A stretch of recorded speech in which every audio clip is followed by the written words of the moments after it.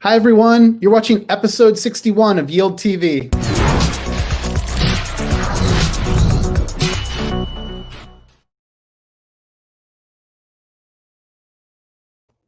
Hey, welcome back. It is Wednesday, January 20th, 2021. Today, we're going to do two interviews. So it's a special day. We're going to get to talk to two special guests. First, who I've got joining me here is Adrian Leb, who is the founder of EthBlock.art. We're going to talk all about ways that you can create art or mint NFTs on Ethereum using EthBlock.art.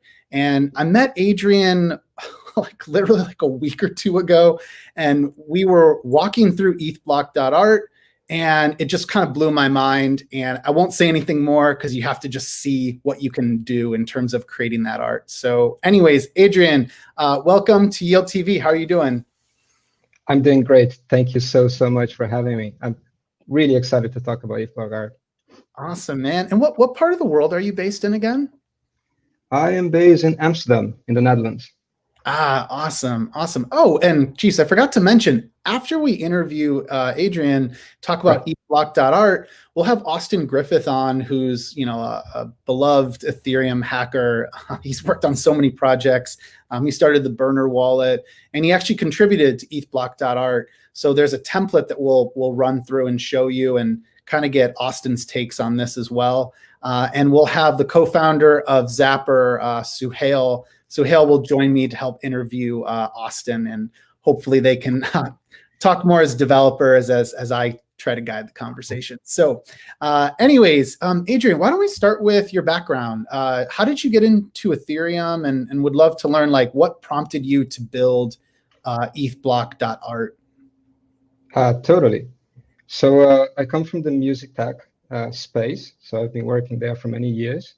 I started building in Ethereum around 2017. I was already kind of invested, but that's when I really took the dive as a developer.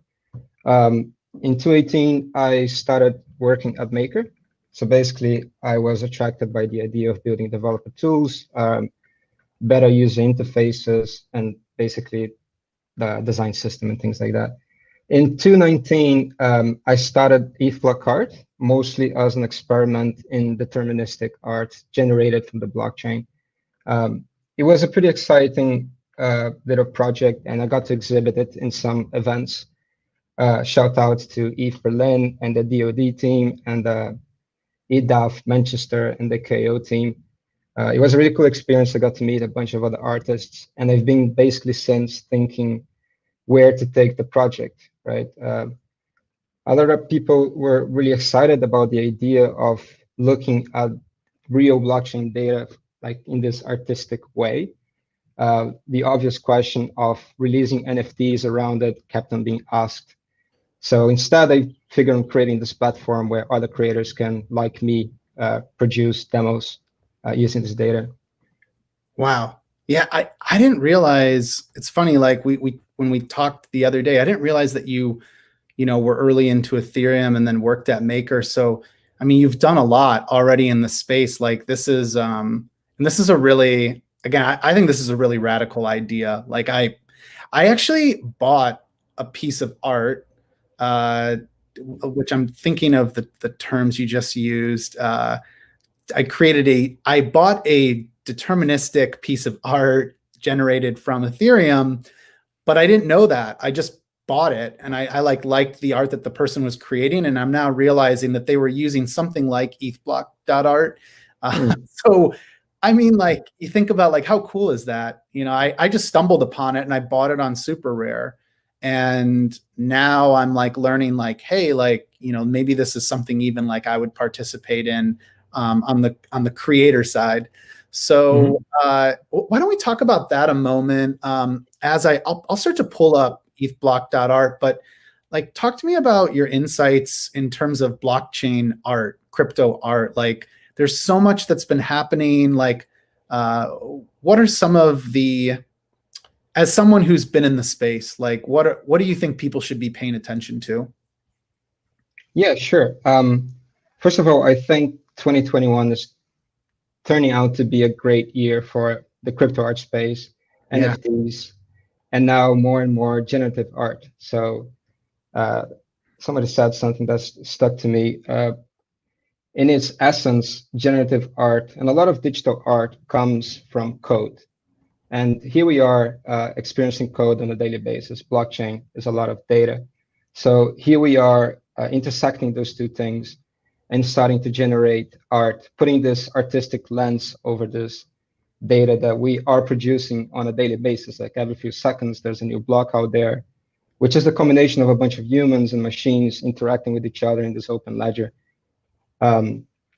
So there are a lot of interesting properties about blockchain, about block data, the persistence, the immutability. It's basically forever available to us and always verifiable again. So taking that and adapting that to the generative art movement allows us to create these art pieces which are entirely determined by existing data in the blockchain. There are a lot of projects in the space that does variations of this.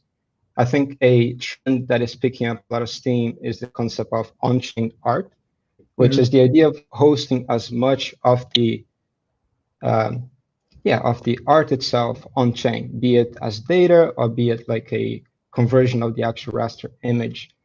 There are a few projects that actually turns that upside down and looks at the existing blockchain that's available to us and generate art from that. So this is a little bit, you could build the analogy to photography in many ways, right? The point of reference, the point of interest are these moments in the Ethereum history. You have meaningful situations that happen to all of us.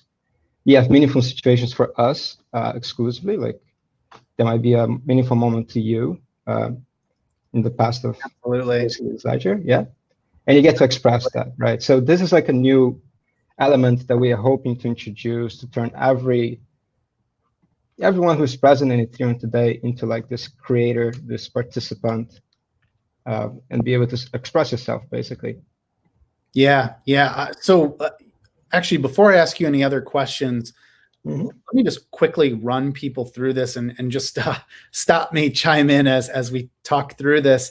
So a moment ago, I was showing the homepage for EthBlock.art. So if we go, actually, let's just go back to that a sec. So go to EthBlock.art. And then if you want to create, just click create.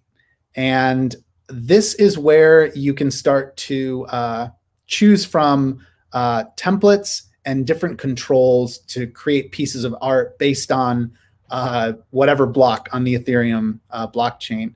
So for example, let's choose, here we go, Space Flora. I think this is the one that I was using the other day before it was released. So I went back in time to June 17th, 2016. My son was born then. So I was like, this is cool. Like I gotta say, like when I looked at this, I like said to Adrian, like, it's just a block on Ethereum, but it's so weird to me because it's kind of like a time capsule, like you go back and you're like, I mean, similar to a photograph, but like a photograph of the blockchain, like this was the blockchain. And like, I wasn't even involved in Ethereum at that time. And I gotta say, like, it's weird how it evokes a lot of like memories. Like it really like made me think like, holy shit, like I'm looking back in time. So here's how it works. We pulled up a template and then you can start to play with the controls here, which each template has its own controls. So, I can move this here right or left. You can see in the background, there's almost like a moon there that I'm playing with. And then again, this is the best control. I'm not sure exactly what I'm doing, but it's cool. I can manipulate it.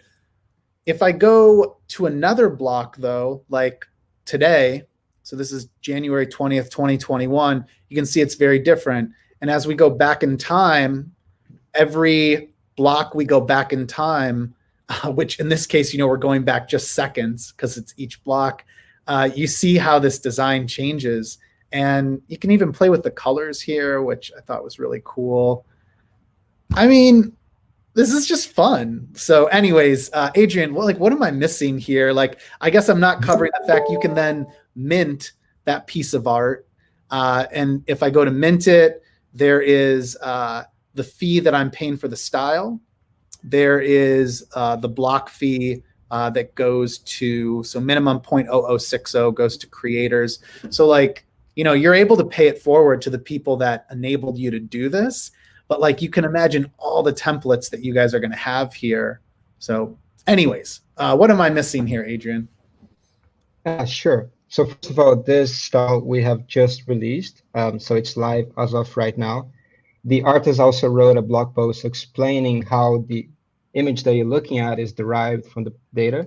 Like just by looking at this, I can say that there was one transaction worth more than 5 ETH, which is this big blue branch that you see on the screen. Wow. Okay. There are 3 things that I think is important to highlight about this project, right? Like some of the objectives that we have today.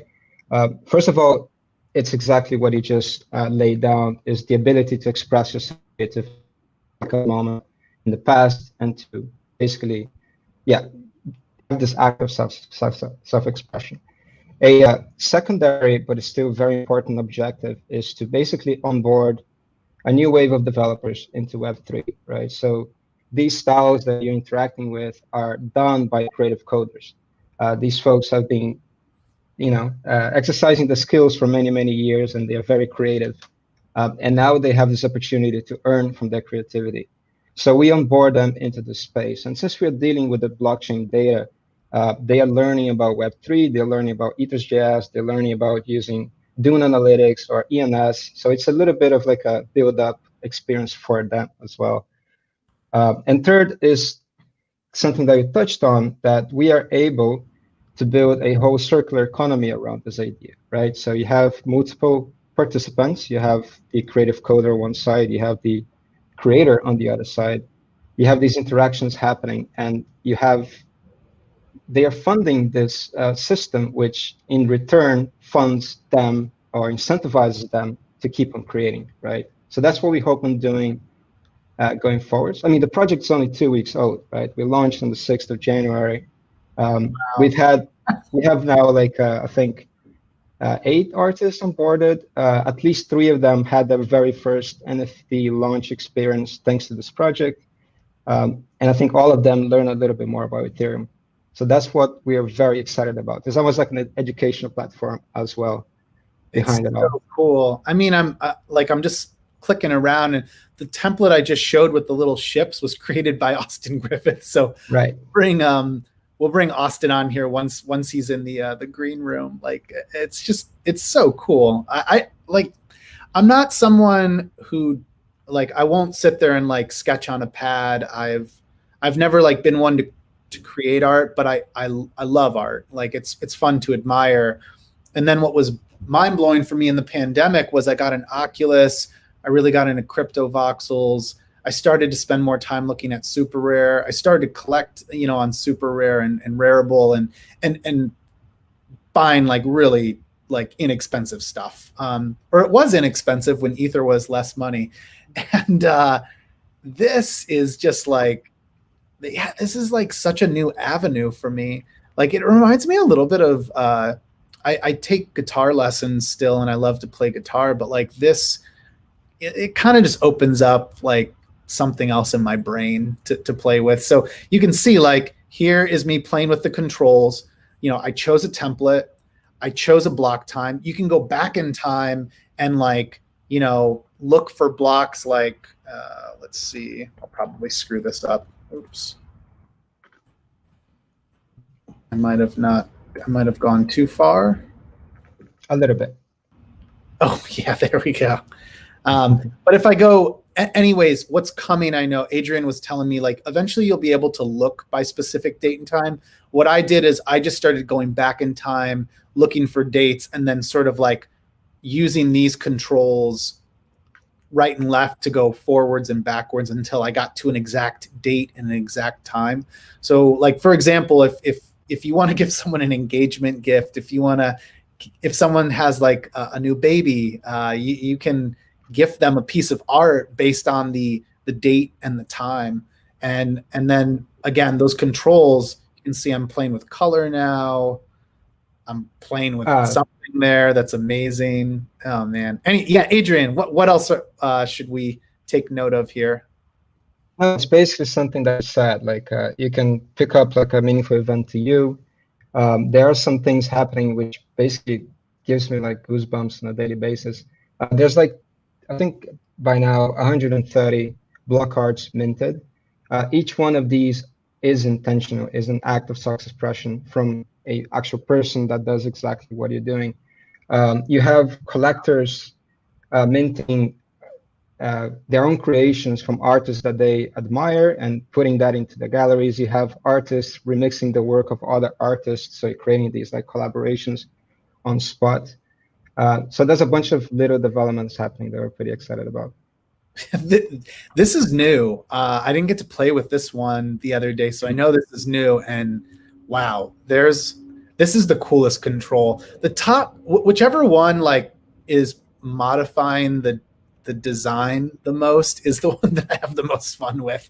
Like if we go back to Space Flora, like I love looking at this. It's really fun. And that's actually, yeah. Oh no, Adrian, what were you saying? Go ahead. No, something that you pointed out just now is something very interesting because the flexibility in the controls that you're interacting with, that's determined by the creative coder. So what you're doing right now is almost like a conversation between you and the creative coder, right? Do they allow a lot of flexibility that you're expressing yourself via, or do they allow just like a simple control, right? Which is mostly their voice, and you're just participating in the act of creation. So there are nuances there, and it's a lot of like between you and the creative coder, right? The platform is just trying to be like the mediator of that experience. This is so cool. Man, I guess, Adrian, like, what else should we cover here? Because I want to bring Austin on soon with you, just because Austin created one of the templates, and I feel like he'll want to chime in on some of this. But I mean, I like these new templates are incredible. Like I'm excited to see more and more templates come out, because I was really excited the other day. I think there was like 8 or so templates, but I can see how this can continue to capture your attention, just because you're like, it's something new. We're going to see new pieces come out. Like, honestly, actually looking at what I see here right now, I'm excited to mint something. Like, it's really, it's just really cool pieces. But yeah, man, anything else that we should cover? Sure. I think right now we are expanding the list of styles, and we are inviting all creative coders to participate. So one big suggestion would be like join the Discord, join the discussion. Everybody's learning together and creating together. We are starting to organize more events and general contests around this experience, which is basically all of the funding that is being aggregated within the treasury right now is going to go back. And we do have the white paper coming out in a matter of weeks, which will lay down what exactly we're building, right? Because right now we are seeing like a glimpse of the overall experience. This is the core, right? Like, it's already possible for people to express themselves, but there's a lot being built underlying that to make it all possible in the long term. So yeah, join the Discord and keep an eye open for us on Twitter, I guess. Cool. So here, I'll bring Austin and Suhail on here. So there's Austin. Austin, here we go. I'm going to unmute you. What's up? What's up? How's it going? Hey, there we go. Welcome. And let me I'll bring Suhail on here too. I'll just remove myself. Actually, this is my first time seeing this style. This is a cool style where it looks like it's like a generative plant that you kind of adjust like how much sunlight it got or something. It's really cool. Is it? It's so cool. Yeah, let me look at this. Here we go. I'm like playing with the control now. So I do need to give a shout out to the artist. He's Zupaman on Twitter. That's the second style on the platform. And yeah, he's super creative.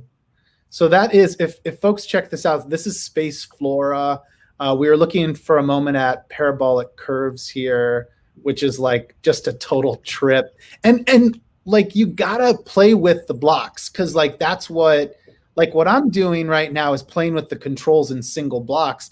But as you go back in time, based on like the activity on the blockchain, you'll get different images. It's really, really cool. But by the way, I should introduce Suhail as well. Suhail's has joined us before. Suhail's one of the co-founders of Zapper, and Austin Griffith is a beloved Ethereum hacker. We're going to be talking with them more here in a second. But I guess, Adrian, anything else that you'd like to leave folks with? I want to remind everyone that they can follow EthBlock.art on Twitter as I block out poor Suhail's face.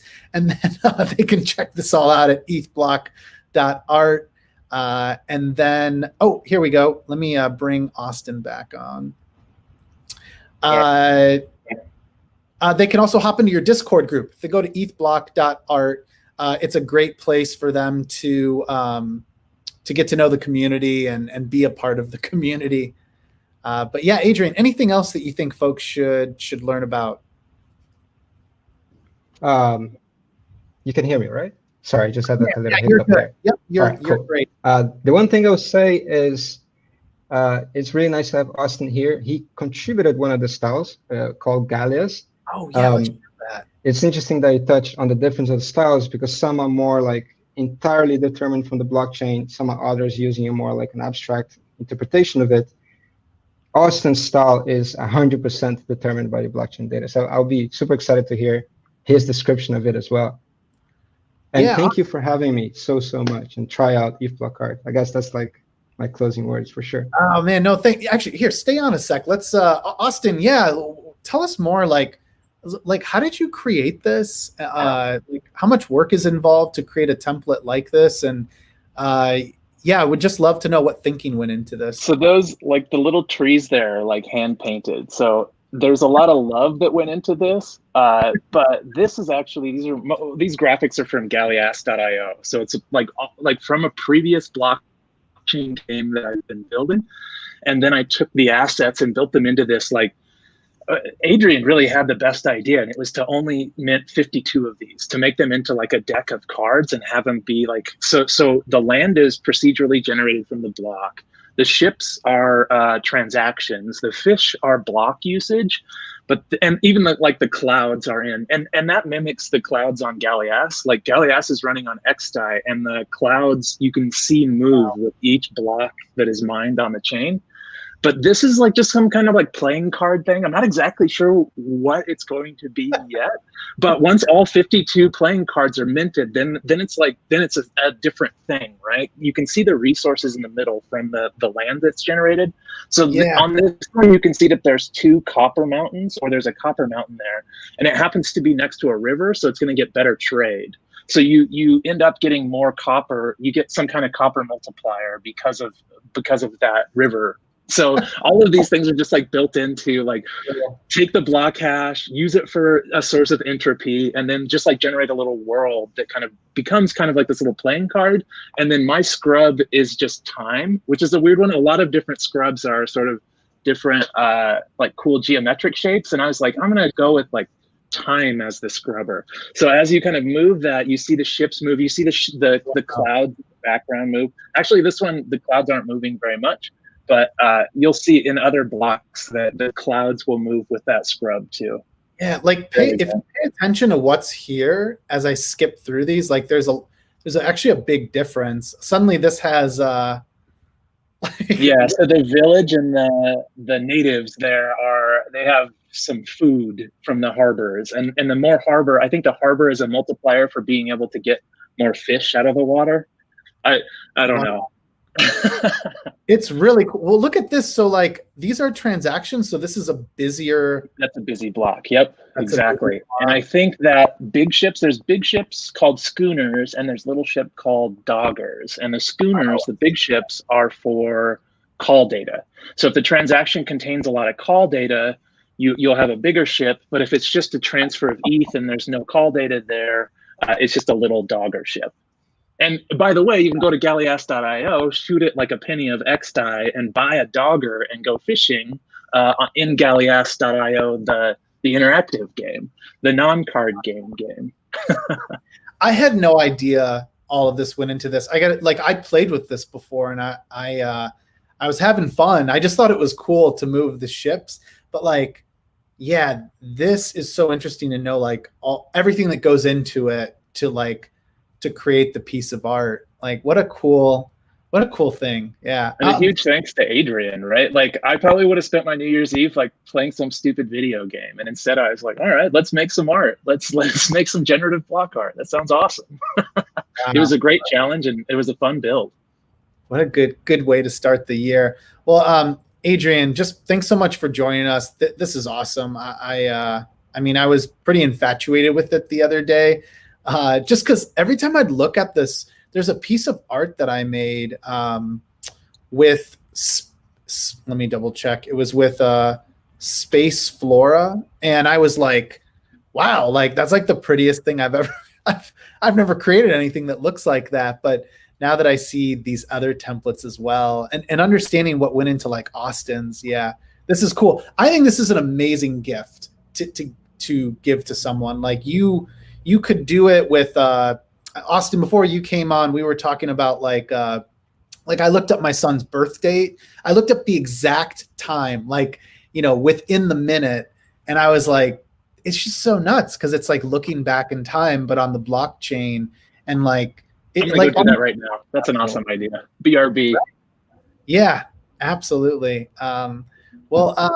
Yeah, thanks again, Adrian. And reminder again, everyone, follow EthBlock.art on Twitter. Go try it. All you have to do is connect to your Ethereum wallet at EthBlock.art. And yeah, just thank you for your time, Adrian. No, thank you so much for having me. And yeah, I'll let you guys talk a little bit more about developer experience stuff and catch you guys around. Absolutely. Thanks so much, man. Have a great day. Okay, so guys, let's talk Austin Griffith and what you're working on, because there's a lot. This could go many directions.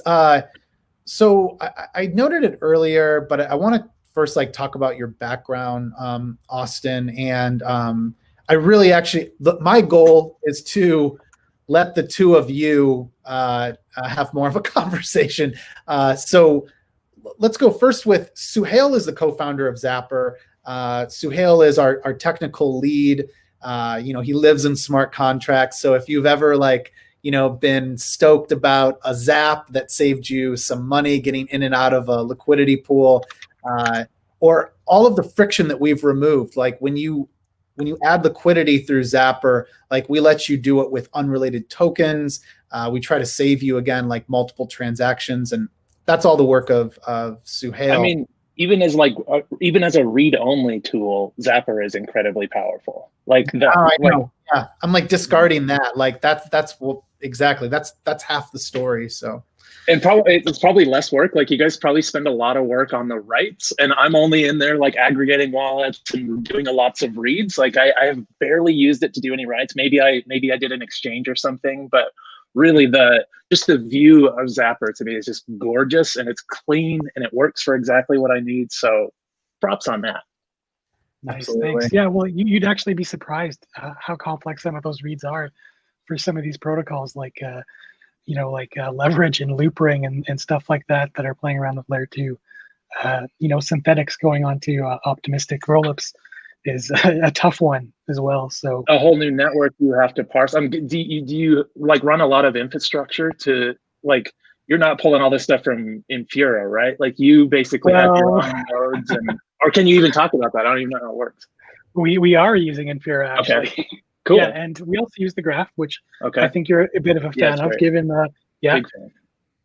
Scaffold.eth includes that as well, which is one of your pet projects. Yeah, so the graph which is really awesome for blockchain data, obviously, because every single event that's emitted, like when you transfer a token or is stored, and so we can aggregate all this data to produce the balances and stuff that you guys see on Zapper. There's a lot that goes into it, and Zapper kind of takes the easy way out by using the graph sometimes, because it's kind of done for us, right? So it's like, why not? But yeah, we do use it. We also use Alchemy. We also use Pocket, which is kind of like a decentralized kind of node infrastructure, which is really cool. But yeah, lots and lots of Web3 calls every day, all day. So your infrastructure is kind of in between there. You have some in between infrastructure that talks to those different providers and then aggregates that data for people too. I DK about this king of Ethereum devs down here. There's a lot better devs, and like basically any protocol engineer is better than Austin. I don't think so. Exactly. I think a large number of the protocol devs learned from your videos and stuff. Everyone's got to start from somewhere, right? Yeah. So start at Austin Griffith's YouTube channel. It's a great place. You know what? Wait, I got a better one. Here's what your title should be. Oh no. How about Rad Dad? I'm wearing my Rad Dad shirt for you today. It's like this. It looks like it's stylish, but it's just me in my sweatpants being a dad. Oh yeah. Hey, Rudy. There we go. Rudy, like everybody loves you. I've said many times that like I think like what I try to do with DeFi is really, it's very inspired by what I saw you doing as more of a developer, and like, you know, trying to like get people excited about like what's possible on Ethereum, which like now is easier for us to talk about, but 3 years ago, I mean, there was, you know, we were in the doldrums. You know, 2018 became a pretty dark year, even though there was lots of amazing stuff being built. So no, man, I've always been inspired by what you do. And actually that leads me into, I want to let the conversation just organically flow here, but we got to start out with like your background in case anyone doesn't know you. So Austin, like, can you tell us about like, how did you get into Ethereum, and like, tell us about some of the, you know, the highlights of the projects you've worked on over the years? Rudy's football highlights.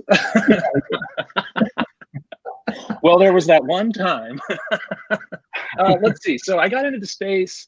It was like late 2017, probably when a lot of people got into the space from the first bull run. Like, I think I probably, you have to admit, at some point you have like dollar signs in your eyes a little bit, even as a developer that doesn't want to talk about price. Like being able to program money probably comes with some inherent, like maybe it will flow that way too. So just like, probably there was some economic incentives, but a lot of it to me was just like the looking at a smart contract for the first time and understanding the implications of what that meant, and looking at the network topology and what a distributed ledger was about. Kind of like, for me, I got an introduction into the 90s cypherpunks in 2018, right? So I just like kind of fell in love with the space, went down the rabbit hole. I explored oracles for a while, seeing that was like a space that was really interesting and needed. But going back to any protocol engineer is smarter than Austin, like the oracle problem and solving it in a great way is pretty complicated and beyond me. And so then I kind of focused on what can I do that other people can't do, and that was Gallias. I like made my own hand painted. There's like 40 smart contracts. It's like this fleet of smart contracts, and it's this game Gallias.io where you kind of you sail on the blockchain and you use commit reveal to randomly catch fish, and then you can sell those fish. And everything's a smart contract. Even the clouds are on chain, and you see how when the block is mined, things move. And that, it was like not that interesting. It was a lot of fun, but now that I look at those contracts, I was like, whoa, I went way too deep into this without surfacing and showing stuff off and getting feedback and finding product market fit, right? So I think that then from there, I made a couple more games, but really getting the spot where I feel like I got traction in the space, where people started to pay attention to stuff I was working on, was around like meta transactions and burner wallets. Looking at how can we make better UX? How can we use some of these tricks to kind of like hide and abstract some things that at first you don't want to mess around with? And it's funny, kind of like coming full circle, we launched Nifty Inc. a couple months ago at this point, but Nifty Inc. is like zero friction for the artist. You can open up a tablet, go to Nifty Inc. in Safari, draw something, set the title and the limit and hit ink, and I pay for the gas. It goes to a side chain that upgrades to, you know, mainnet Ethereum. So it had a lot of those burner wallets and that feel of instant onboarding. And then from there, it was just like a lot of developer content. I built ETH.build, which is like a sandbox where you can kind of drag and drop and wire things up and really kind of poke at Ethereum concepts. And then that led to okay, now that you've got the fundamentals down with ETH build, you can upgrade to scaffold ETH. And that's kind of like a dApp building template. It's meant to be like forkable, like, oh, you want to go build an app that does this, fork this, and it's got almost everything you need, and you can focus on that last 20% to get it over the line. But it also has this kind of like learning phase where you edit some Solidity and you see it over in your front end immediately, and you can kind of poke at your Solidity. So you kind of like learn as you're going with the Solidity, and then learn as you're going with the front end. And by learn, I mean like it could be like UX, right? What does this array in Solidity end up feeling like to someone who has to add an item to an array? Like I want to put it in someone's hands and see what it feels like, right? So I think that's kind of like been one of my focuses, is like this iterative loop and tight dev loops. And yeah, now I'm doing scaffold ETH and lots of like mentorship sessions and building tools and just trying to help developers wherever I can. You know, get started, right? Like the point of scaffold ETH is in the first 20 minutes, if you don't feel confident with your local environment, like I failed, I want you to feel so confident that you can tinker, that you can try different arrays, that you can try, you know, should I use a mapping here? Should I use an array of structs? What does my struct look like? How does the gas look when I do that? Like all of those things you should be able to answer, along with how does it feel for someone who's interacting with it. Wow. Listen to me. I realize this happens. The last time I talked with you, I think was on like a Bowtie Friday. DeFi Dad is just whatever I am. I'm just a poor man's version of Austin Griffith. That's what I realized when I talk with you. So as we talk about all the cool things that you build, I gotta know. I want to make sure that we screen share some today. So Absolutely. like you just fired off, and I want to let Suhail ask more of the questions here as a peer. But any opportunity we have to screen share, like please, like let me know. I'll get it up here and would love to have you talk. I'll take it through stuff too. It's sort of like when I usually do a session, there's, you know, maybe 10 minutes of like poking around in ETH.build and maybe some drawings, and then it's like over to scaffold ETH and we make a little app and a little contract. So I say we cover all of that stuff, but it won't take. How do we go? How long do we go here? We can go as long as you need. Like we'll just let the conversation go. I mean, we normally plan here for about an hour, and it's fun. I normally tell you all this stuff in like a green room, but we had an awesome time today. We got to have Adrian on and talk through EthBlock.art. And I was like, who will be better prepared being unprepared than Austin Griffith? So here we are. Austin, would you want to start screen sharing any of the tools you mentioned? And, Sure. And then I'm going to try to shut up and let Suhail talk with you more as a peer. So. Okay. What so let me just grab a screen share here, and let's see. Look at some. There we go. Okay, so if we go look at ETH build, you guys got that? Oh, there it is. Okay. Okay, so ETH build is kind of like this visceral. It's like a node editor, right? You drop in these tools and you can wire them up. And what that was really useful for me in the beginning was creating like educational content, right? There's no better way. Here, let me just dive in. Who knows what I was working on last, but there's no better way to explain. Oh, look at this. This is cool. There's no better way to explain a hash function than like showing someone how like you can get in here and I can, and it's going to be deterministic, right? If I type hello, it's always going to be that look or that exact set of hashes, right? And if I copy that and paste it and we add world here, you can see that the size of this hash doesn't change, right? So whatever I put in on this side, it's always going to create a deterministic hash on the other side, but it's always going to come out to, if I put hello world in here, I'm always going to get 4717. We can test that by putting hello world in here, right? Just showing that one directional, how that hash works, lets you see kind of, even there's probably like a color library or like a block library that we could plug this in and get like a visual look at how this looks. Isn't this cool? So if I type this, I'm gonna get a different blocky, right? So just like you can really visual and viscerally kind of like experience. So that's a hash function. And I go through, let's go back to ETH build real quick.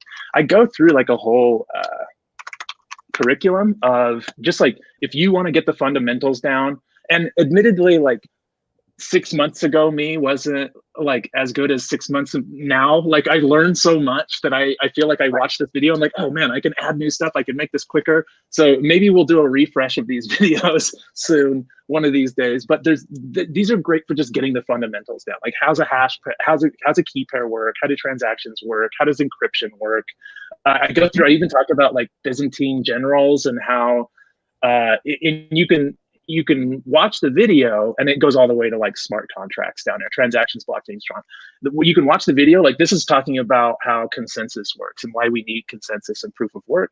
But you can watch the video and you can see how I kind of explain there's like a mountain, there's these generals that need to attack and coordinate. But you can also just click build and it will load up that build. And here we go. So now I can just like see this exactly. So we have General Bob here and he wants to attack at dawn, right? So he has his plans that he wants to send to the other generals. Well, what he needs to do here is do some kind of proof of work, a proof of army, right? He needs to prove to the other generals that along with his attack plan, he's put a lot of work into it. Basically is proof of like being able to wage war in a way. And so the way he does that is he has all of these soldiers and lieutenants, right? And this system set up where all the soldiers are sitting here crunching on these hashes, looking to hopefully find one with a leading 0, but that's seeded with his attack plan. So see how this soldier is just sitting here. Let me see if I zoom in a little bit more. This soldier is just sitting here trying to find a hash with a leading 0 to show that General Bob's attack plans are valid, right? And it's not going to work very well with just one of these, but if you have an army of these soldiers, then you will be able to eventually find the leading 0. Let me just, I think I could speed this up. If I click on a soldier now, is he jamming? Oh yeah, he's jamming way faster. So we will quickly find a leading 0 here. And this just kind of explains to someone how proof of work works, how we find a consensus when we have a distributed system of like, there's no leader here, right? This is like a leaderless network and everyone has to find a consensus without any one centralized figure. And you kind of use this proof of work system to do that. Oh man, no leading 0s. Okay, bad demo. Come on, General Bob, get it together. So what you're showing here basically is mining, Yep. where you're trying to get a certain number of 0s. That's the correct hash. Everyone can do the exact same steps over again and come to the same conclusion, given the same input data. And ETH-Build is really cool because, I mean, you look at this huge, chain of events and stuff going on, and it looks really complex, but you can start from the very basics, like what is a hash function? How does it work? Where is it used? Why do we use hash functions in crypto? And you can build all the way up to where Austin was showing you. It's pretty amazing. You can send transactions on mainnet if you want by hooking up, an Ethereum node. It's fun. Okay. We should do that. We should actually do that. Here, there's this one part of this video where I changed this one block and all the other. So this is where I'm explaining blockchain. And I saw someone else do this in an early, I don't know if you guys saw it. There was like an HTML version of a blockchain explainer that was showed to me when I first got into the space, and it made so much sense. And it was really fun for me to reproduce that here in ETH-Build. Did you see how those blocks turned blue? Let me see if I can back it up again. So what we're showing here is all these blocks are valid. But as soon as I change one little value of some block all the way back there, all the blocks in a row become invalid. And it's cool to see that visually here and kind of explain how like the longest chain wins and how, like protocol level stuff works. But obviously I'm not. Look at this old bow tie. Look at this old bow tie guy. What would I tell him if we had to talk to him now, right? I love it. So yeah, I think that like if you wanted to, you can really just dive in here and start messing around with ETH-Build. One thing I like to do is just grab, let's go grab some chain. I don't even know what chain. How about Covan? I think I did this just the other day, but then you can plug it into a blockchain and then you can, what I found was making money Legos, it wasn't going to wire up the way I thought it would. What I found was Legos have functions. So you get a block, but then you can pull a function off of that. And this thing becomes something that you can call. So if I hook like a button up to that, and then I hook an output up to that, and then I hit the button and make a call, then we see that that's the block of Covan, I guess. That's the current block. And I can also just double click this and put it on a timer. So now this thing will just every 3 seconds go tell me what block I am on Covan. And then let's like actually just, I could like pull in my MetaMask. I could unlock that thing. And then we could put it on Covan and I could like send some transaction to, let's see, can I do ENS? Let's see, let's send it to Vitalik.eth, right? And I'll do this over in Scaffold ETH in a second too, but let's see if I can wire this up to work. There we go, there's his address. So if I drag that into the 2, and then I want to send him some value, right? But remember that probably needs to be in way, right? So nope, that's not it. Something like that, right? I could send him 1 ETH on Covan, something like that. Let's see, does it trigger my, there it is. There's, oh, can you see the meta? Oh yeah, you can see the meta. I did, yeah, yep. There we go. Yeah. Don't send him, not on Ethereum mainnet though. Let's switch that to Covan. I wonder if I could reach out to Vitalik and have him send it back to me if I accidentally did that. I wonder if I have those connections in the space yet. I probably don't. V, help me. Yeah, just reach out to Vitalik. I do it for refunds or Hudson Jameson. He runs all the refunds at the Ethereum Foundation. Yeah. Yeah. I have to talk to the master node. Refund. Yeah. Yep. Exactly. Cool. So this is ETH build. You can really poke around at stuff. I even run a full node for you. So I don't know if this is a good thing to introduce, but you can actually grab the transaction pool from my mainnet. Let's see if this works. Query, there we go. So we can, on a timer, we can query the transaction pool. There we go. So here's this, if I pulled this off, this is basically an object. Let's see, if I double click this, it's just gonna be this, it's gonna blow up. Yep, it's blowing up right now. It's trying to parse and figure out what that object is and how to display it. And it's eventually, there it is. So there is the entire transaction pool in JSON displayed in ETH build live. So you can poke around. Basically what you did is you built the transaction. So this is what's going on under the hood when you click the send button on some dApp. So here it is visualized for you. Pretty cool. Austin, and you can get in here and kind of play around. Even things with like key pair, like what's a private key versus address? What's that look like? How do we generate that, right? Go ahead. Sorry, I interrupted. Oh, no, just was wondering like I know Consensus has like some sort of Solidity bootcamp, but do you know, are any of them using this like to teach? I feel like it's such a, I mean, so. You don't even need that. Like, I feel like there's resources that you could go out and learn Solidity on your own, which is something I want to cover that later with you guys. Like you both have been through that journey, and with tools like this that you've built, Austin, like I think there's a lot of folks out there that would love to know, like, yo, where do I start? Like, what are the recommended resources? I love how my title keeps changing down here. Do you do this on all your podcasts? Like kind of like yeah. No, just for you. You're special. Changing it. Yeah. Love it.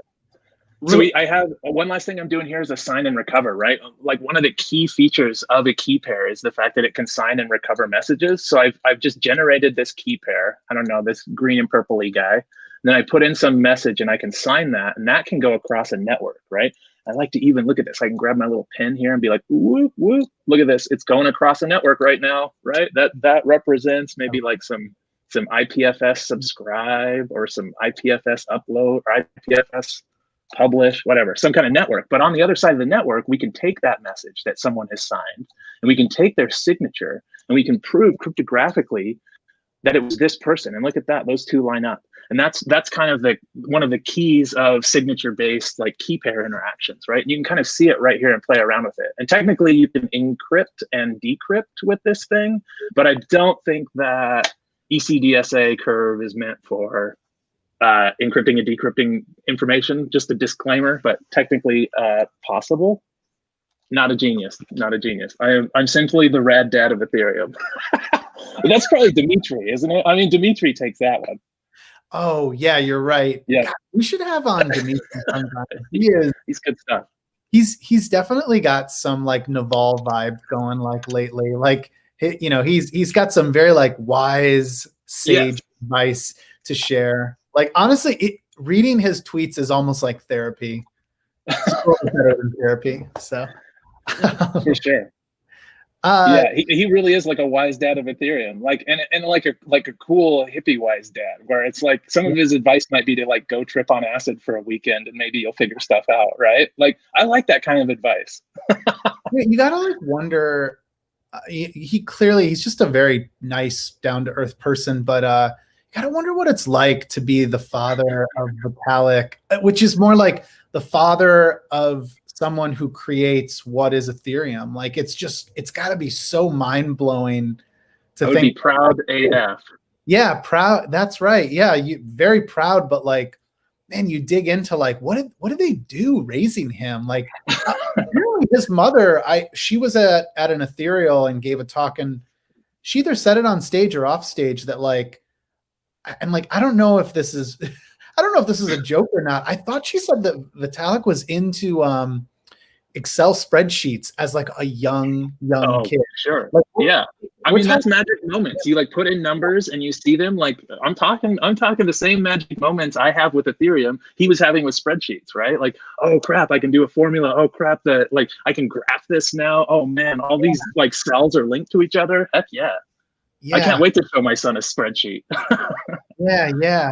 But then like also too, like think about all the, maybe this goes back to what I've always really admired with you is I think the culture of Ethereum, the culture of being both a developer and whatever else in Ethereum, it's a very welcoming and special place right now. Like, you know, you really can find a lot of support, even though like clearly we're all competitive at one point or another with each other. Like if you're building a tool that competes with one another, but very often like there's this happy synergy. Anyways, I'm curious, like how do you view like just the last few years as a developer, like building across lots of projects, trying to like get more like excited? Like, do you ever look back and connect the dots and are like, man, like that's why Ethereum is where it's at today?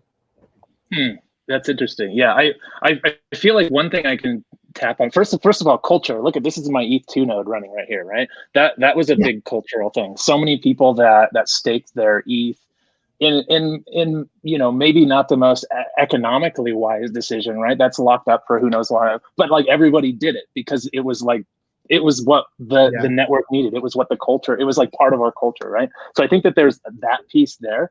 But thinking about specifically the Ethereum culture over the last couple of years, obviously it's awesome, right? It's a very welcoming, very weird kind of culture, kind of art and tech kind of colliding, right?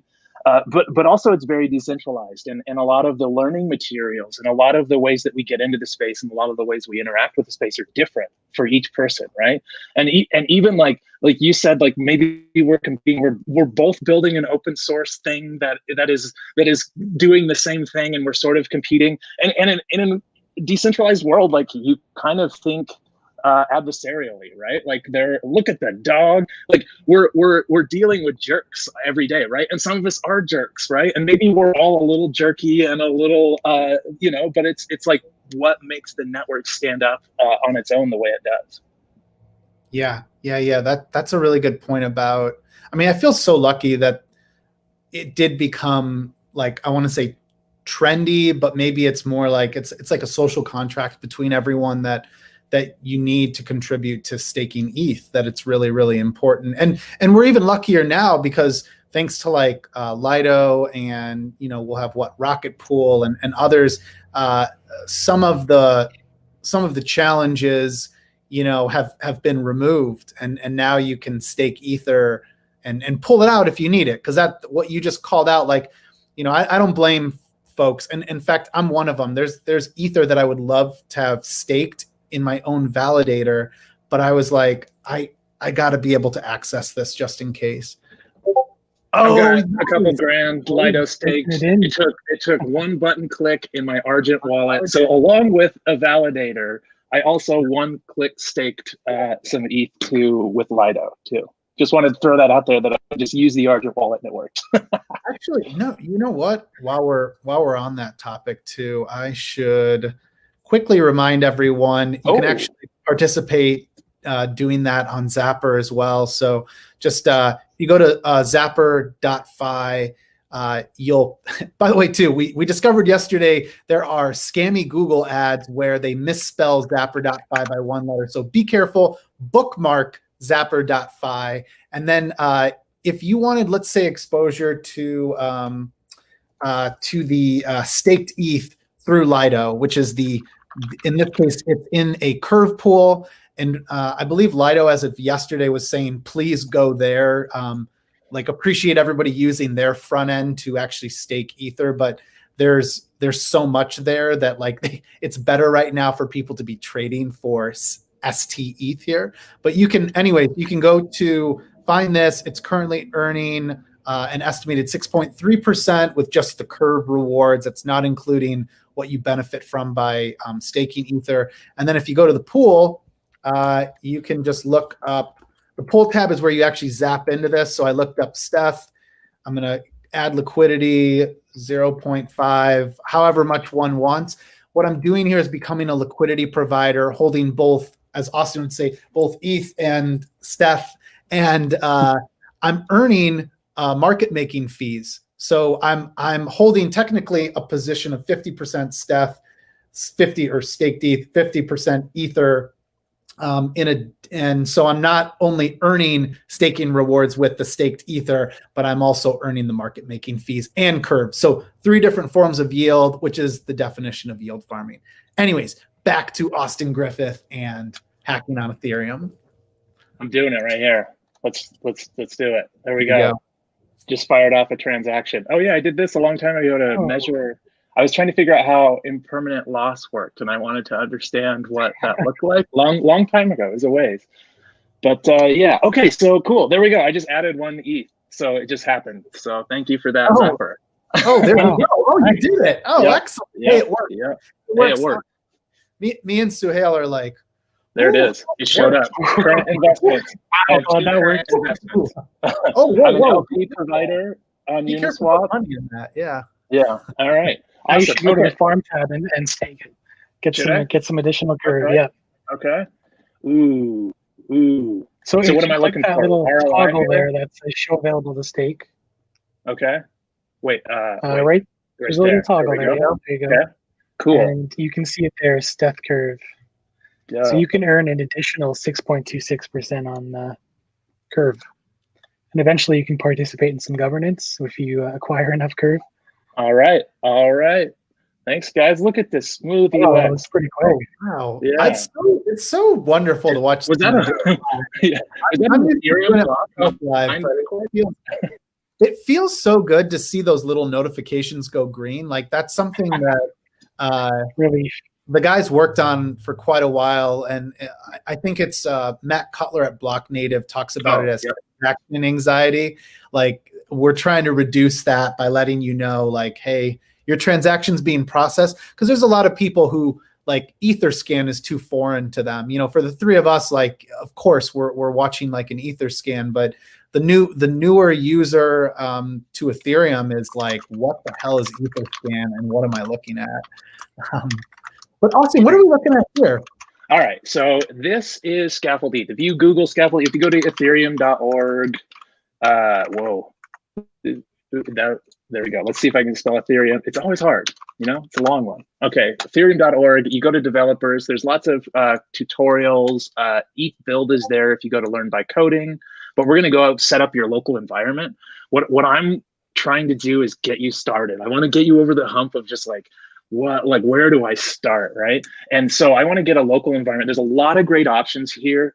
This is what mine is going to be using Hardhat. So it's Hardhat with React kind of over it and a whole bunch of stuff that I've built in, but lots of great stuff here. Check out ethereum.org for that.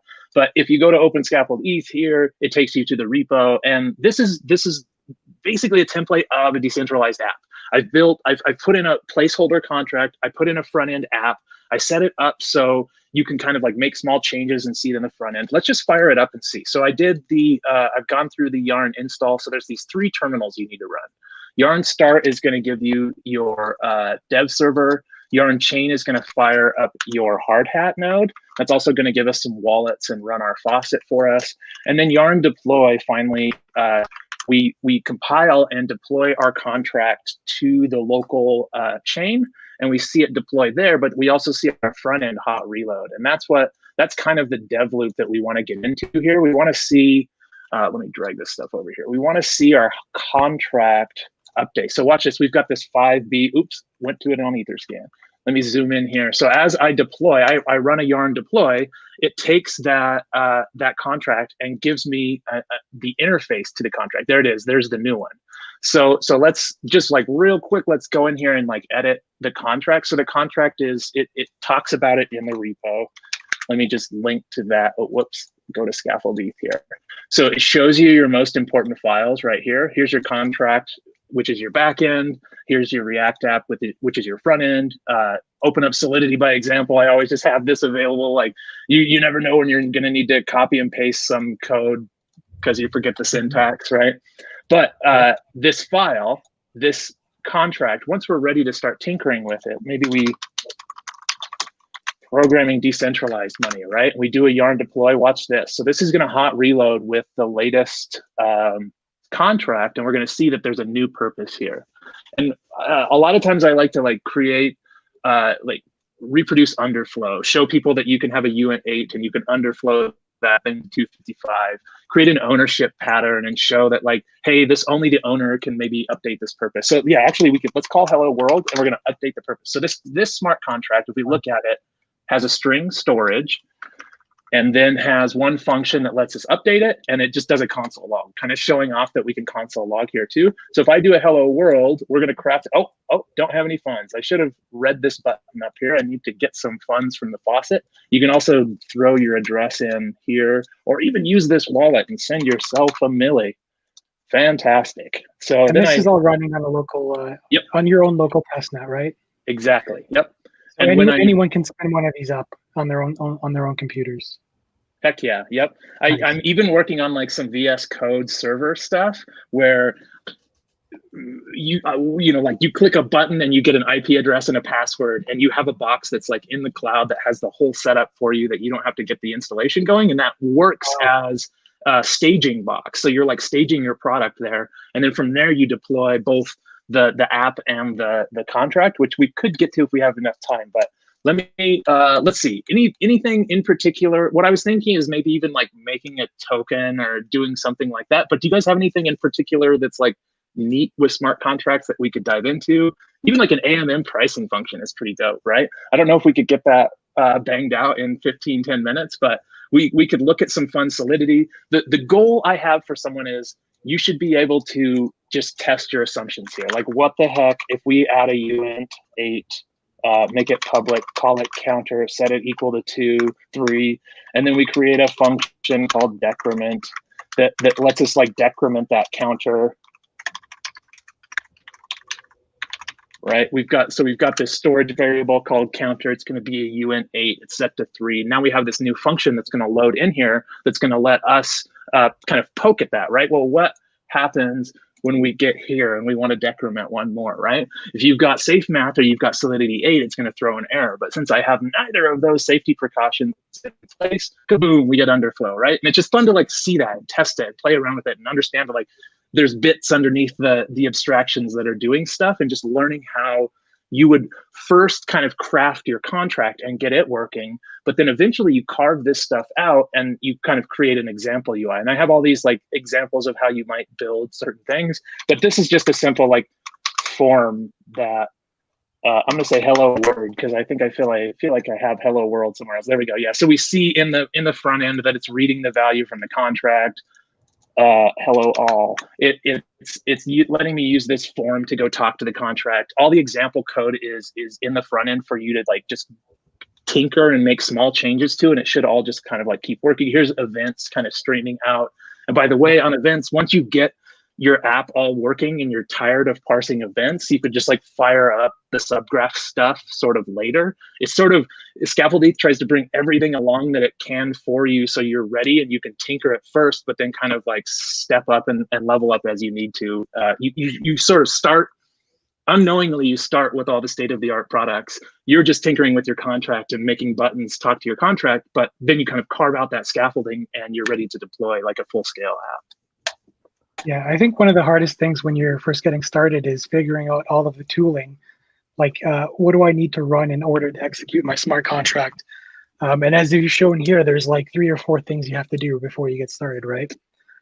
Yep. And so that's really tricky, which is why a lot of people just stick with Rebix and you know, test locally there. And this is a lot nicer. You have a front end, which that's amazing. I have to say, you have a front end, you have a faucet, which you can generate free ETH from, and you can use that ETH to do a bunch of neat things on your local testnet. And I'm assuming you can also fork mainnet on this, right? Ooh, watch this, watch this. So if I kill that and I type yarn fork, now we're running on a fork of mainnet. And so when I reload this app, oh, it's not going to find my contract. So it's not going to like that. So it's not able to find the contract because it's not live. But we could have deployed this to mainnet and we could see it here. But yeah, so I'm running on a mainnet fork now. And so whatever I do here, like we have, let's see, there is a Uniswapper branch. So there's tons of branches in Scaffold ETH, and a lot of them are tutorial branches. So if I let me zoom this in a little bit. This is from my buddy Adam, who put this together, but it's the same exact steps. You get the same exact environment up, but you're actually running on mainnet, and you can use it to do a swap. I wish there was a screenshot here. Darn it, we should have had a screenshot. Let's go to his Medium. There it is. So he created like a Uniswap component right here in Scaffold ETH. So if you want to recreate like an exchange, you can do that just off the shelf with off-the-shelf components right in Scaffold ETH. There is the UI. But this is where mainnet forking is really nice. And if you run through this tutorial, we really should have this as part of the, I should link that up in the repo. But anyways, there's a great tutorial here that takes you through building a swap function and actually forking mainnet and showing like, we did it on a video call. We forked mainnet, we borrowed like 19 million DAI, and then we put the 19 million DAI into Uniswap to see what the slippage was, and it was like $3 million or something like that. But it was just fun to like mess around and see that stuff and see like, if I made this transaction right now, what would it do, and getting to simulate that stuff. So yes, yarn fork is definitely an option. I'm gonna go back to my local chain though, if we're gonna poke at anything. So cool. Yeah, it's just cool to see how quickly you can fork and build. Like it's really, I mean, it just reminds me of like all the cool stuff that's still ahead of us. It's going to be built. You know, like we're playing around here right now, but I don't know about you guys. Like, I mean, I just continue to be like overwhelmed by all the new stuff that's being released on Ethereum, and that's outside of DeFi too. Like we talk mainly about DeFi on Yield TV, but like this is just a reminder that there is so much more that you can build on Ethereum outside of the DeFi use cases. So I just deployed a token locally and minted 100 of them to me. So I made your token and deployed it locally. And now with that, oh, got to grab funds from the faucet. But now I can just go to here and see balance of, right? I get this nice like kind of Etherscan like form to start with, but eventually I carve that out and kind of build like a balance and a transfer function here. Let's go ahead and transfer some to someone here. Let's see, I don't think it's going to go ENS. So I'm going to go, oh, here. Okay, so right off the shelf, you're going to get a lot of components that are really handy. Like here's this address component, right? It links to Etherscan. If you click it, you get a blocky preview. You can copy the address. But if we get in here to the wallet, this is the address input. It does stuff like ENS resolution, right? So it does ENS resolution for you automatically. It does the blocky preview. You can grab a QR code scanner. So I'm just going to send $1 of testnet ETH to Vitalik for some reason. But what I was going to do is grab his address. Can I grab I want to grab that. Oh, I don't think I got it in time. Did I? No, I didn't. Wait. Oh, and I just killed my app. Okay, I wanted to send some tokens to someone. Let's see. Let's send them to the contract. Let's make a super noob move and transfer some tokens. Let I'm going to transfer one of them into the contract. There we go. So now if I check the token balance of me, it should be 99, right? So we can see the tokens are getting sent around. This now it's time to like, okay, my contract works the way I want, whether I want to build a vendor contract or some kind of contract that sells these or some kind of like bonding curve or something, that could be the next step. But also your next step would be like, let's build an app and let's put it in someone's hands and see them send the token around. And I think it might be, I've got a dip in like 10 minutes, but I bet I could deploy this token to a live network in a couple of minutes if we want to run through it, or we can do something else. You guys tell me which direction we should go. You know, I would love to go that direction of like deploying the token, but few questions here. Maybe we might run out of time, and I actually want to make sure we don't like keep you too long, Austin. Oh, you're good. But there's a question here from Tom. Is it possible to simulate flash loans on a fork of the mainnet? I think the answer is yes, but I don't know a ton about that. Like, yeah, you would fork the mainnet. You would make all the transactions you would normally make. However, you would set up a flash loan. I'm assuming you deploy a contract, and within that contract, there's a bunch of things you execute. But you could definitely do that. Man, maybe that's a good tutorial coming up with Scaffold ETH. I'll set it up so you can fork the mainnet and like do some kind of quick flash loany thing. It's really not like an area I explore too much. Like I'm kind of overbuilding weird little things. I'm not like arbing things, but it's cool and I'm interested in it and the ecosystem is interested in it. So I'm down to like make that work better. But I think the answer here is yes. You fork mainnet, you craft up your transactions, you craft up that position you need to get in and out of, you try it, you see that it works, and then you run over and you do that on the real net. Very cool, man. And, oh, sorry, Suhail. Yeah, can you chime in on that as well? Yeah, I was just going to say I agree. Yeah, it's totally possible. In fact, we do it at Zapper on forked mainnet. We have some exciting products coming out for which use flash loans, and the way we test it is to fork mainnet, and so it does work. And it's really cool because you can start out with like an infinite amount of ETH and then borrow whatever you need to make the flash loan work. You can really abuse it and push it to its limits and see where it breaks. So that's one of the nice things about forked mainnet, which is why I was interested in asking Austin if we could run forked mainnet on his scaffold ETH. It really just exposes the stuff that Hardhat has already built. Like Hardhat does the mainnet forking and the account impersonation. We just are a layer on top of that. So it was an easy move. I mean, Adam did the work, so I don't want to say it was easy, but I think for him it was a quick build to get mainnet forking into Scaffold ETH because we're just built on Hardhat for that backend. Yeah. There was a quick follow-up here, guys. Also, is it possible to test simulate trading bots? They had said, I'd be interested to investigate simulating all the transactions involved in one of the recent high-profile flash loan exploits. Oh, cool. Sounds like the answer is what? Yes, just... So you can do a mainnet fork within the last 255 blocks, but what he wants to do is go do a mainnet fork like the block before that attack happened and actually pull it off himself or herself, sorry. And so what they should do is get an archive node set up, and then you can do a mainnet fork from your archive node pinned to any historical block. So you could pick that block where that attack happened, and you could take over and you could like run it yourself. But yeah, I think technically you might need an archive node for some of those older blocks, but yes, all of that is possible. Wow, cool. I wish I was cooler at it and could like whip out an example, but so maybe next time I'm on, we'll do that. That would be a great follow-up to this. You were asking before how we should wrap up the next few minutes. Suhail, what do you think? What of the options Austin was giving?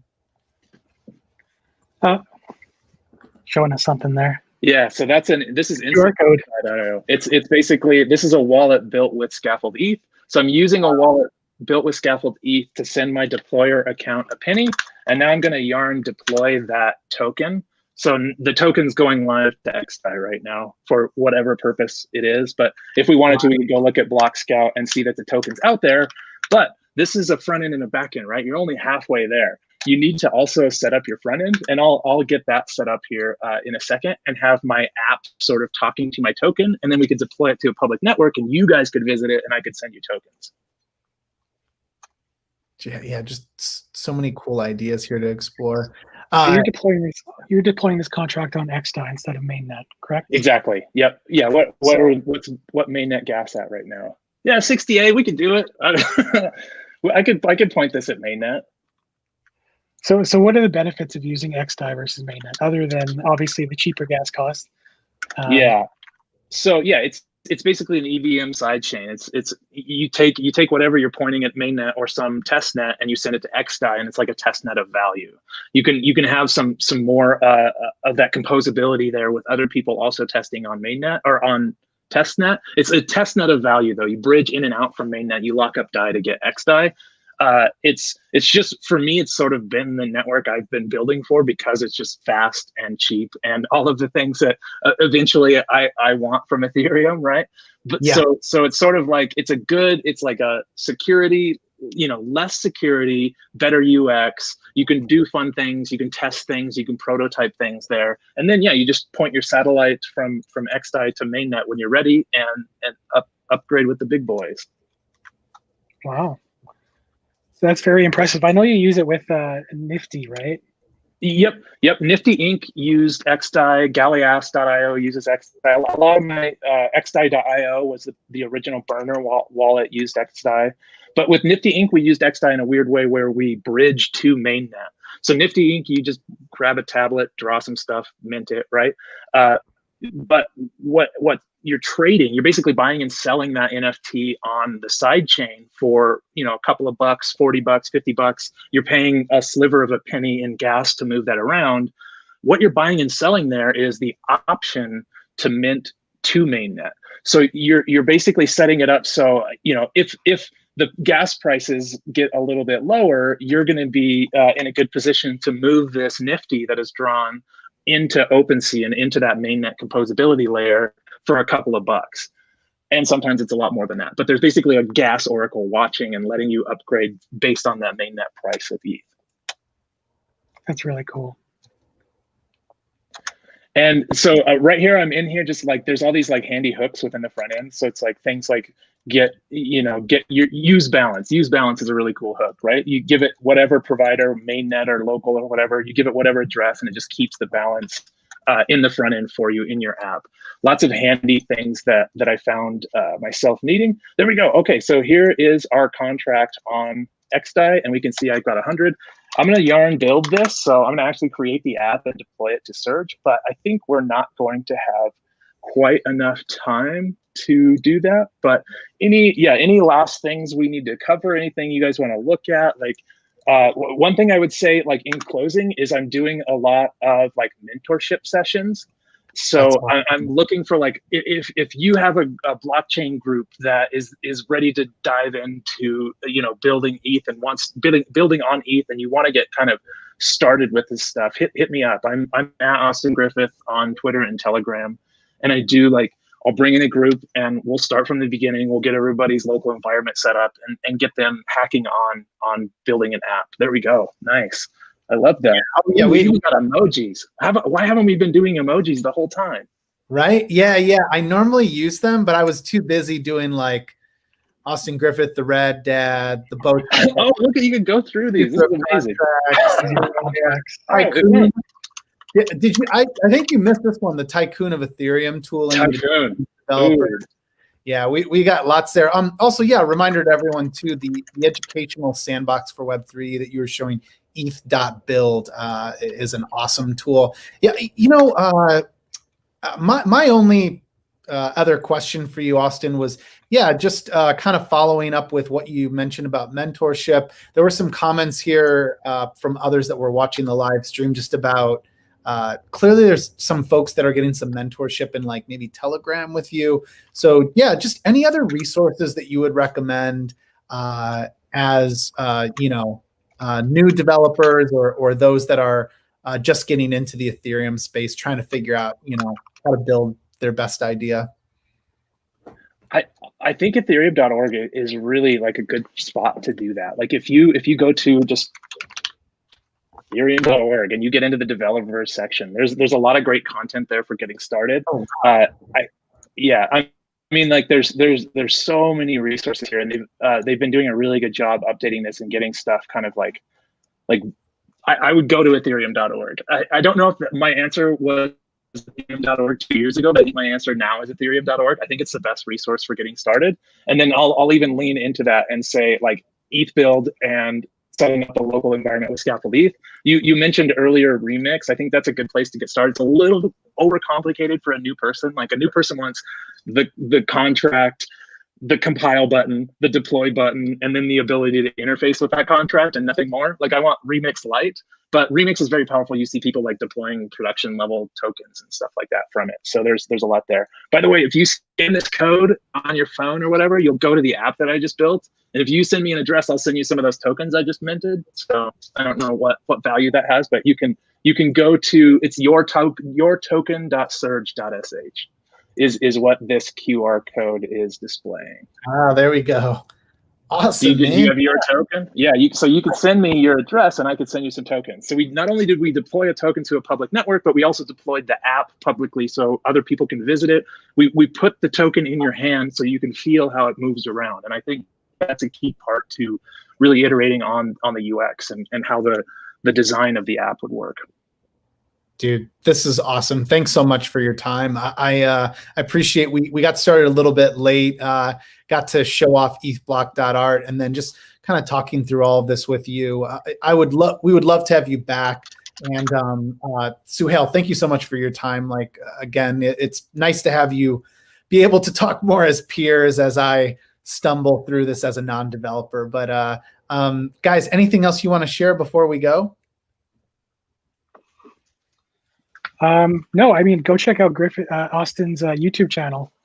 Watch the ETH.build videos if you want to learn fundamental Ethereum. I think that's a great place to start. It's not necessarily Solidity programming, but it is learning about how the EVM works. I think that's a great place. I learned a lot. There's a playlist that starts with this entertaining video. I did like an entertaining, like kind of marketing video for like a minute and a half or something. If you watch anything, watch that one. Thank you so much, guys, for having me. It's so awesome. Yeah. Thanks so much, Austin. Awesome. Austin, I'll let you drop off here. I'm just going to remove you from the live stream and just let everyone know when the next episode is. So thanks so much, man. Take care and hope you and your family. Thanks for having me. Thanks so much. Thanks. So I'm going to remove Austin. Okay, cool. I've removed Austin from there. Hey, so that's it for today. Just a quick reminder though. So we just in the last few days released this new farm tab on Zapper. So just before we go, I want to quickly share my screen again. Here we go. So if you have ever wondered what the hell are all the different opportunities out there to potentially yield farm, we're trying to solve that problem. So we now have on, if you go to zapper.fi/farm, there's a tab here, and you'll notice that at this point, we have about 120 opportunities. I think this is going to balloon to like 500 or 1,000 within a few months. The goal is to aggregate all of those opportunities. Now, once you connect to your Ethereum wallet, if you click Show Available to Stake, it'll show you what you already have that you could be earning with. So in this case, I could stake the Y Curve LP, or I could stake the DAI token. You can also, though, go searching for new opportunities. You search maybe by token. So if I look at the staked ETH curve pool, it'll show me that. I could go exploring and ranking by liquidity. I could go by estimated ROI. Beware, some of these higher ones are related to algorithmic stable coins. So just there's a lot of risk and exposure to algorithmic stable coins, but those are the APYs. And anyways, it's a great place to kind of explore and discover and to ultimately take action. Because if I see wrapped Bitcoin, Ether, and Sushi Swap, and I want exposure to that, I can just hop over one tab to the pool and look for the wrapped Bitcoin, Ether pool and Sushi Swap. It's got the little farming icon, which means that this is one that I'll be able to stake, as noted on the previous tab. And then you can enter with one of any of the very liquid tokens that we support, including not just Ether or DAI, but we even have synthetic US dollar now, Link, wrapped Bitcoin, Ren, BTC, and so on. And then once you do that, it will show up here under the farm tab and you can click the show available to stake, and you can stake it there. So anyways, all sorts of cool stuff here. Check it out. It's at zapperfi.farm. Suhail, anything else you think people should know about in terms of coming product releases? Well, we just released those the new V2 vaults for Wiren. There's a couple of those that just came online if you're interested. Good. Other than that, yeah. Here, let me pull that up here. So that was, we now have YDAI. That is the YDAI Vault V2. You can see there's still V1 there as well versus V2. You can also look up, was it YUSDC? Yeah, there we go. Yeah. YUSDC. If you just do bracket V2, you'll be able to see them all. There we go. The last one was Hedgehog, yeah. There we go. Yeah, so we've got those 3 new urine vaults, and as they continue to add them, we'll add those vaults as well. But yeah, you can just click add liquidity.